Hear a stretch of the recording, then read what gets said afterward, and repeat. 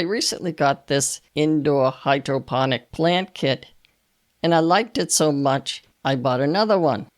So let's build my new one together. This kit comes with everything but the seeds and the distilled water. I prefer to use the organic seeds separately anyway. Now when you take all the accessories out, you'll see 2 little bottles of plant food. So what you're going to do is fill them both with distilled water. You'll only need 15 milliliters, basically a capful. Now we get the seeds out.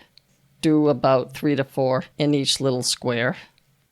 They give you 12 soil sponges, so soak them in water first and then put them in each opening. Then you're going to take out your seeds and put the seeds in the hole inside that soil sponge. I think 3 to 4 will do it. Now we put the water in the opening. They're saying use about 3 liters or 3 quarts. Then after you put the water in, you add the plant food A and B. And there you have it.